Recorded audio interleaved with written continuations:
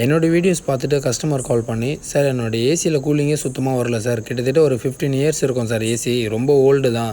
நீங்கள் வந்து செக் பண்ணிவிட்டு பண்ணலான்னு சொன்னீங்கன்னா, இது ரெடி பண்ணி யூஸ் பண்ணலாம். இல்லை அப்படின்னீங்கன்னா புதுசாக வாங்கி ஃபிக்ஸ் பண்ணிடலான்னு சொன்னாங்க.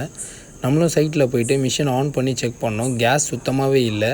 லீக் எங்கே இருக்குன்றதை நம்ம க்ரில்லுமே ஓப்பன் பண்ணி இன்டோர் யூனிட்டில் செக் பண்ணோம். அதே மாதிரி அவுட்டோர்லேயும் பேனல்லாம் ஓப்பன் பண்ணிவிட்டு பார்த்தோம். எங்கேயுமே லீக் இல்லை. ஸோ நெக்ஸ்ட்டு வந்து பார்த்தீங்கன்னா டம்மி நெட்டு தாங்க இல்லாமல் இருந்தது வால்வில். அந்த டம்மி நெட் மட்டுமே மாற்றிட்டு நம்ம ப்ரெஷர் போட்டு பார்க்கலாம் சார். செக் பண்ணிவிட்டு ப்ரெஷர் ஹோல்ட் ஆச்சுன்னா கேஸ் சார்ஜிங் பண்ணி யூஸ் பண்ணலாம் அப்படின்னு சொல்லிவிட்டு நானும் இன்டோர் யூனிட்டை டிஸ்மேண்டில் பண்ணிவிட்டு பார்ட்டாக பிரித்து வாஷ் பண்ணிட்டேங்க. வாஷ் பண்ணி முடிச்சுட்டு ட்ரை பண்ணிவிட்டு நெக்ஸ்ட்டு அசம்பிள் பண்ண ஆரம்பிச்சிட்டேன். அசம்பிள் பண்ண கையோட ஃப்ளார் நெட் எல்லாமே பக்காவாக இருக்கான்றதையும் நம்ம செக் பண்ணோம். செக் பண்ணிவிட்டு ஃப்ளார் நெட்டையும் டைட் பண்ணியாச்சு. டைட் பண்ணிவிட்டு ப்ரெஷர் போட்டோம். ப்ரெஷர் போட்டுட்டு ஹோல்ட் பண்ணி ஒரு 30 செகண்ட் பார்த்தோங்க. பக்காவாக ஹோல்ட் ஆச்சு. சார் நம்ம கேஸ் சார்ஜிங் பண்ணிடலான்னு சொன்னேன். சொல்லிவிட்டு நம்மளும் கேஸ் சார்ஜிங் பண்ணி முடிச்சிட்டோம். முடித்த கையோடு ஆன் பண்ணி கூலிங் எப்படி இருக்குன்றதை செக் பண்ணோம். சூப்பராகவே இருந்தது. இந்த மாதிரி சர்வீஸ் ஏதாவது வேணும்னா உங்களுக்கு கீழே இருக்க நம்பருக்கு கால் பண்ணுங்கள்.